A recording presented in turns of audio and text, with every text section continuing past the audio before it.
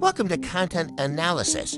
Today we examine how President Donald Trump's approach toward Iran marks a sharp departure from past U.S. regime change strategies.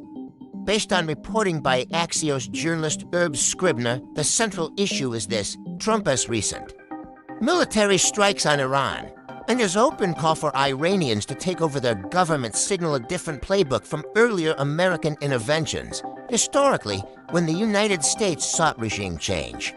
As in Iraq in 2003, it involved large-scale invasions, long-term occupation plans, and structured political transitions. This time, the approach appears more limited militarily, but more unpredictable politically. According to Axios, the U.S. and Israel announced that Iran's supreme leader, Ali Khamenei, was killed in an Israeli strike. His death has created immediate uncertainty inside Iran. Under Iran's constitution, a council of clerics is responsible for selecting a new supreme leader. But with elements of the Islamic Revolutionary Guard Corps reportedly in disarray, the succession process is unclear in everyday terms.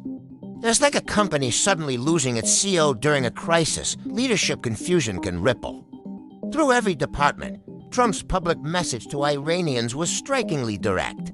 After announcing the strikes, he said, "When we are finished, take over your government.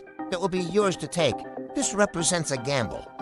Rather than committing U.S. ground troops or announcing an occupation plan, Trump appears to be betting that external military pressure will spark internal uprising.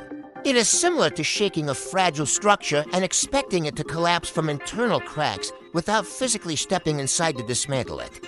This differs significantly from the 2003 Iraq War under President George W. Bush. The U.S.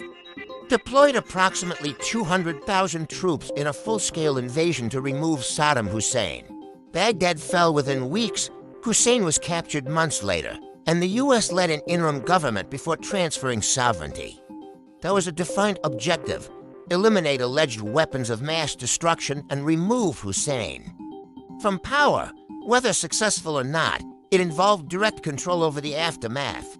Military historian Peter Mansour noted that previous regime overthrows were executed with future government infrastructure in mind. In Iraq, American planners, though criticized later, attempted to shape what came next. The lesson from Iraq was clear: removing a leader is one thing. Stabilizing what follows is far more complex.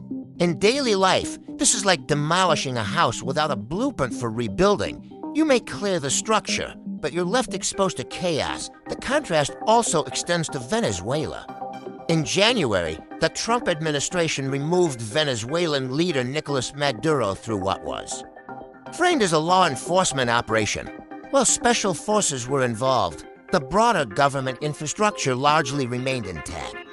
The U.S. indicated it would oversee a transitional phase and even gained influence over Venezuela's oil production. There was an identifiable endgame, even if controversial, with Iran. However, Trump has not suggested U.S. oversight, transitional governance, or occupation, nor has he indicated boots on the ground. Instead, he has presented to off-ramps, escalate further and take over the whole thing, or end operations quickly and warn Iran against rebuilding nuclear or missile programs. This conditional, high-pressure strategy signals flexibility, but also unpredictability.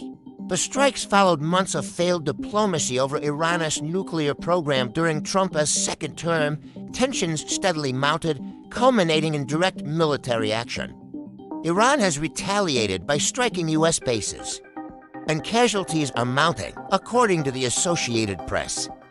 At least 200 people have been killed and more than 700 injured as of Saturday afternoon. Iranian Foreign Minister Said Abbas Arabki condemned the attacks, claiming Israeli strikes hit civilian infrastructure, including a girls' school. Meanwhile, global reactions have been swift. China expressed deep concern, and Russia's foreign ministry called the attack an act of aggression against a sovereign state. These reactions highlight how regime change efforts rarely remain contained. They reshape alliances and global power balances, just as a regional storm can disrupt global supply chains. A Middle East crisis can alter geopolitical alignments worldwide. Experts remain cautious about the likelihood of internal uprising. Suzanne Maloney of the Brookings Institution told Axios that significant defections or revolutionary momentum appear unlikely at this stage. That raises the central question: if the regime does not collapse from internal pressure, what comes next? This is the defining uncertainty of Trump's Iran gamble. Unlike Iraq or Venezuela, there is no clear reconstruction plan, no transitional roadmap, and no declared U.S. governance role. The strategy relies heavily on pressure and expectation that internal forces will complete what? Military strikes began. History shows that regime change is rarely simple. Removing leadership can create power vacuums, unintended instability, or prolonged conflict. Whether this strategy reshapes Iran's political future or entrenches the current system further remains to be seen. Stay connected with content analysis for deeper insights into global strategy, power shifts, and the forces shaping international politics.